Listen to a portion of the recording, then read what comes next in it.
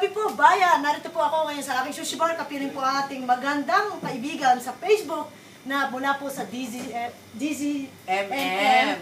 Radio. Yes. Nagbati kabayan para sa ating mga kaibigan sa Facebook. Yan, hello po sa inyong lahat. Again, ako po si Marichelle Yao, ang inyong Mare. Mare po yan ng OP or Overseas Pinoy. At ako po yung nagagalak at naimbitahan ako dito sa sushi bar ni Ate Maya. Yes, anong masasabi mo sa sushi mong kinain? Ay, napakasarap. Unforgettable ang sushi ito. At itong grilled tuna pa nga, kakaiba ito. Napakasarap. At ako'y nagagalak na ako ay naimbitahan dito ha. Dahil balita ko mga prominenteng taong naiimbitahan dito. Hindi naman. Kabayan, ano naman ang iyong mission at narito ka sa bansang sinilangan ng Hapon, the Rising Sun.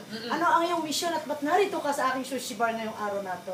Alam mo, sa totoo lang ha, kami po sa All Aboard Pinoy Abroad na mapapanood nyo sa DZMM sa Istrenta, pati na rin po mapapakinggan nyo sa DZMM sa Istrenta sa atin sa Pilipinas, o kaya naman po ay sa teleradyo, sa Sky Cable po yan, at sa TFC, o kaya naman log on to internet www.dzmm.com.ph, ay gusto naming makonect ang ating mga kababayan all over the world. Gusto natin ang ating programa po sa radyo at sa telebisyon ang maging tulay sa mga sa mga kababayan natin, like katulad na nangyari sa atin ngayon, ano? Tinulay natin yung mga adhikain mo dyan sa Pilipinas para malaman nila. Hindi lamang dito sa Japan dapat makilala ang kabayanihan ng ating mga OP or Overseas Pinoy, pati rin dapat sa Pilipinas. At alamin din natin kung gaano kahirap ang dinadanas ng ating mga OP pag sila'y nasa ibang bansa. Kabayan, ano man ang observation mo para sa ating mga kababayang Pilipino o OFWs na narito sa bansang Hapon,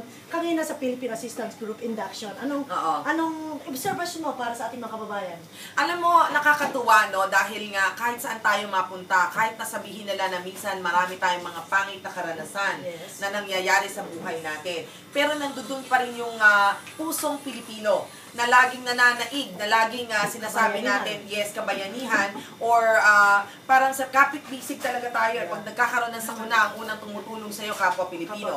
In fact, sa totoo lang believe po ako sa mga Pilipino dito sa Japan dahil hindi lamang kapwa Pilipinong tinulungan nila, Pati mga Hapon. Pati mga Hapon. Yes. Mula naman po sa, maraming salamat sa iyo, kabayan. At ano naman observation mo, nararito ka ngayon sa Tokyo, na minsan nararanasan mo pa rin yung yuyuga, aftershock ng konti.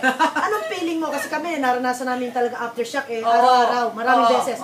Ikaw, anong observation mo na dapat wag silang matakot at wag silang mabahala sa ating mga kababayang OFWs na naninirahan dito at nagtatrabaho? Para sa iyo, kabayan, ano yung mai-share para sa ating mga kababayan global? Alam mo, sa totoo lang nung nagpunta ko dito sa Tokyo, nakita ko talaga kung gaano ka-strong at dekalidad ang mga building, ang mga constructions, ang mga daan. Alam mo yun? Talagang, yun ako believe Talagang, biro mo, yung pagyanig nga lang di syempre. Walang tumumba. Wala talagang tumutumba at saka makikita mong, yung safe na lugar, no? Imbis, pati crime rates, no? Napakababa ng crime rates dito sa Japan. Malinis, disiplina, anong oras, ganyan talaga, ganun talaga ang Japan. Which is sana, alam mo, natututunan na po ng ating mga kababayan dito, kahit na kayo. Oo, na-acquire nyo na yun So, magandang mapunta sa Pilipinas. Madala natin sa ating mga kababayan ang kadisiplinaduhan at kalinisan. Correct. Sa mga Hapones naman, kabayan, anong masasabi mo sa mga observation mong nakita sa pag-ugali ng mga Hapones? Alam mo, they're so magalang. Yun yung tipong talagang, ikaw na yung susuko ng kakaganyan sa kanila. Kasi talaga naman, baw sila ng baw sa'yo, baw sila ng baw. Ay, ako rin, nakikibaw na rin ako. Oo, para baka mamaya pagdating ko sa Pinas, baw pa rin ako ng baw. Sa sobrang galang nila. I really appreciate that, they really, alam mo yung high regard sa Pilipina. Yun ako talagang, na-amaze ka. Na-amaze ako doon na, hindi niya sinasabing entertainer ka lang. Hindi ganon Or ito ka lang. Or Pilipino ka lang. Hindi. Pilipino ka, ginagalang kita, at ikaw at ako pantay. Yun. So, message for today sa ating mga OFWs na, of course, sumusubaybay, mga fan mo sa buong mundo. bahagihan natin sila ng iyong mga magagandang karanasan dito sa bansang Hapon. Para malaman nila kung gaano kaganda, kalinis, kadisiplinado dito sa Japan. If you really have the opportunity to work here or to live here, napakagandang bansa po ng Japan.